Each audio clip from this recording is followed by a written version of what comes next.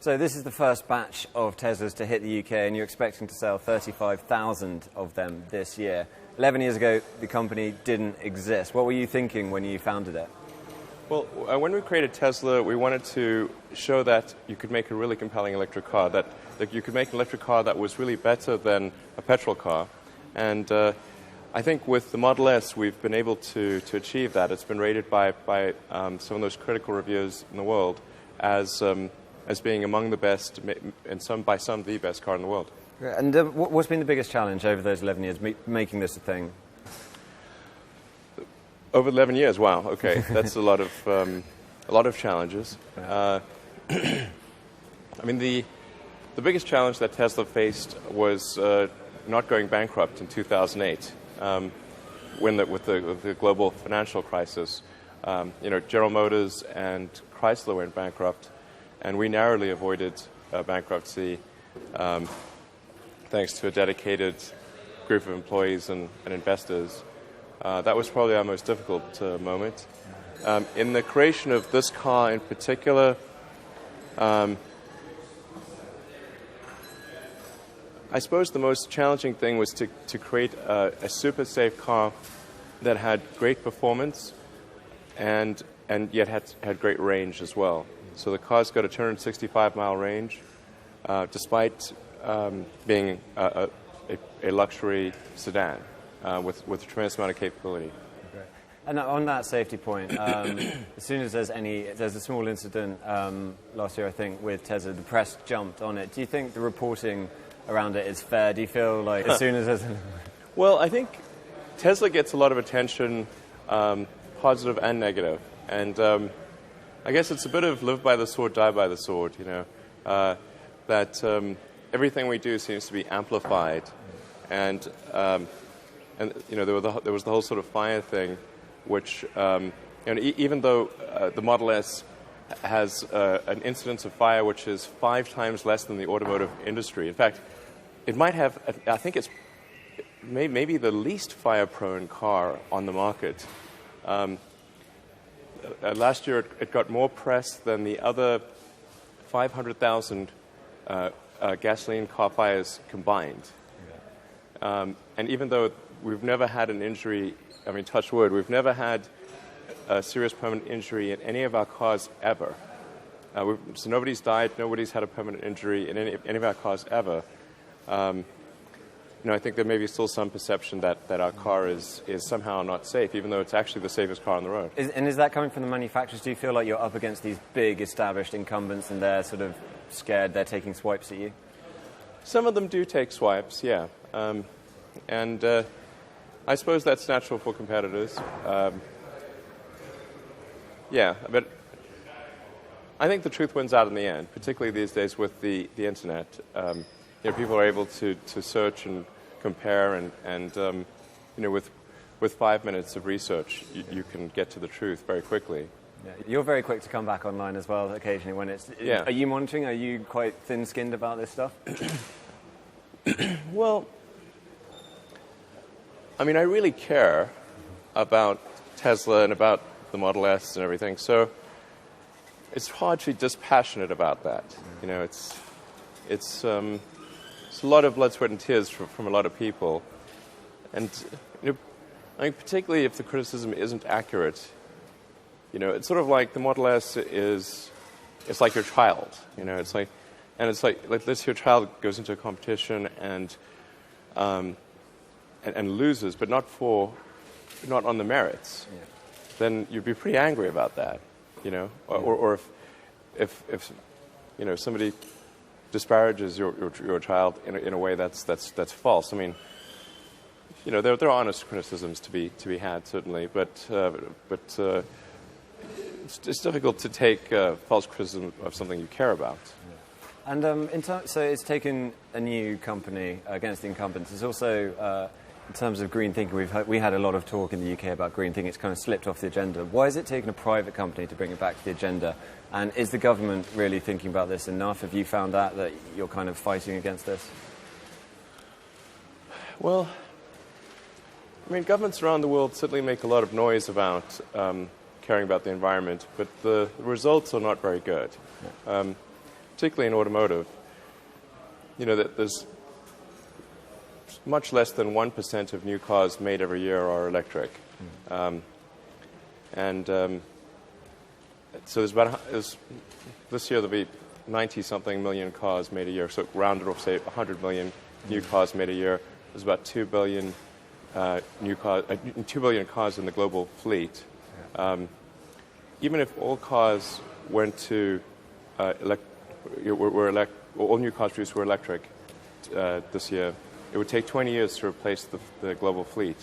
And much less than 1% of new cars made this year are electric. So clearly, we need stronger action. Yeah. And is particular governments, does the UK government need to do more here? I think all governments need to do more. American government, UK government, and I know they keep sort of talking about it, but we really need. I mean, really, the action needs to be ratcheted up until we see solid movement towards electric cars. I mean, how about at least 1% of cars being made are electric? That seems like a very low bar. One of those bars, though, I mean, we're standing here in front of this car, and this is, I think, about £85,000 to buy. Well, this particular configuration, they start at £50,000. This has probably got lots of options and things. You can go Maybe up, not our best example. So an affordable £50,000, but that's out of the reach of most people. It's great, it's lovely to talk about the environment and saving it. Is it just a plaything for the rich, though, at this point? Well, the goal of Tesla is to create mass-market electric cars, but we can only get there one step at a time. And we started off with the Roadster, our sports car, which was even more expensive and in very low volume. Now we're in step 2, which is, we would argue, is sort of a mid-price, mid-volume car. But we need to sell this car in order to make the money for the high-volume, affordable car in the future. We can't think of any other way to get there. When will we get that high-volume, affordable car, do you think? It's about 3 years. 3 years away, and then we'll be driving them around. Okay, that's great. But then beyond that, is necessarily car the best paradigm for the future transportation system? So you've suggested yourself the Hyperloop, we've seen the Google driverless cars, different forms of public transport. Is the car sort of an old metaphor? Why do that rather than think of something completely new? Well, people like cars, clearly. That's their chosen method of getting around. And so we have to adapt to what people want to do. That's not to the exclusion of something like the Hyperloop or mass transit, but it's complementary, certainly. And so we've got to make electric cars. I think it's Yeah. Fair enough. Around the time you founded Tesla, you also, same sort of time, founded SpaceX, another company. SpaceX was about a year earlier, but yeah. Okay, so that was a busy year for you. Can you take us through that? I mean, in 1 year to found Tesla and then SpaceX. What was your idea with SpaceX? Well, with SpaceX, the goal is to accelerate the development of rocket technology. So if you think about the fact that humanity was able to go to the moon in 1969 and now can sort of barely get to low Earth orbit, that's not even, I mean, that's a huge decline in capability. And what we'd like to do with SpaceX is try to turn that around and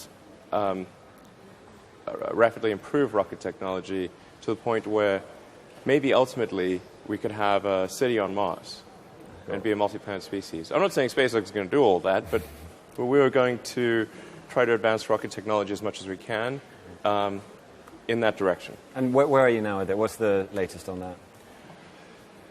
Well, right now we're launching quite a lot of satellites into orbit for various commercial customers. NASA's our single biggest customer. They're about a quarter of our launches. And we've done missions to and from the space station with cargo, including live cargo in some cases. So our next mission to the space station will include 40 mice, so the moustronauts. So it has the ability it maintains a life support system and everything. We'll be launching astronauts in about 2 years, and keep going on from there. Like you say, it's 60 years since the moon. How disappointing is it that governments, that private industry has to step in here? Why are governments backed away, and is it a pity that they've backed away? Yeah, well, I mean, I think what we're doing at SpaceX is certainly in collaboration with NASA. NASA's been a big supporter, and I'm not sure we could have really gotten where we are today without NASA. But in general, commercial technology companies are better at advancing technology than governments, particularly once it gets out of the sort of fundamental research phase.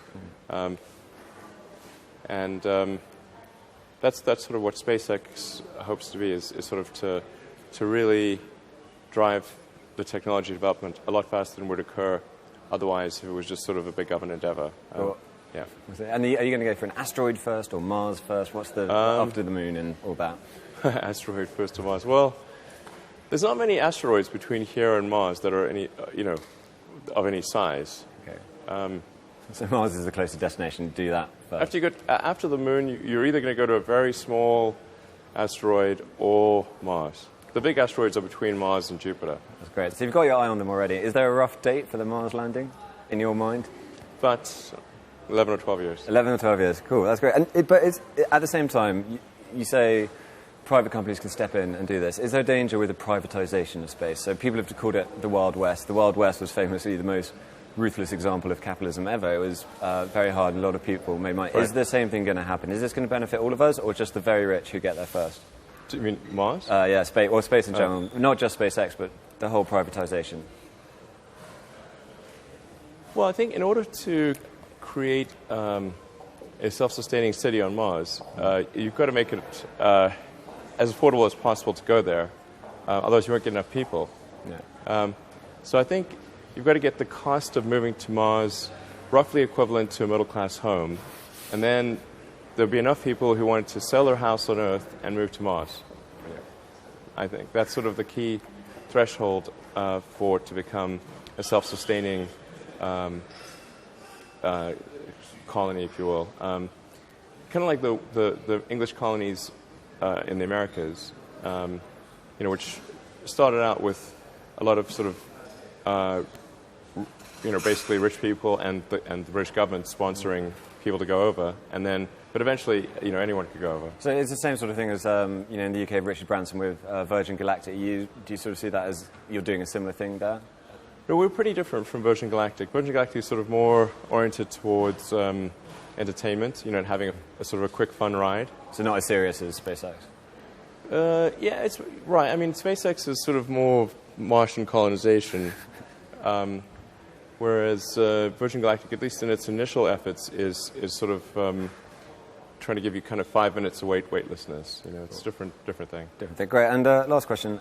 This happens a lot, I'm sure, but there's always the Tony Stark comparison that's made, and Jon Favreau has said you're an inspiration for that. And I read that you sort of read comics growing up in South Africa.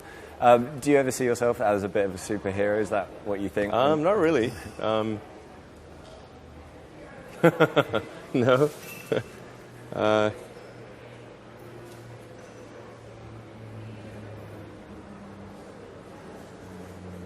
No, I mean, I think of myself as sort of as an engineer, really. Try to create new technology that's important but fun and cool at the same time. That's a very Tony Stark answer. Elon Musk, thank you very much. That's all right, great. Thanks. Cheers.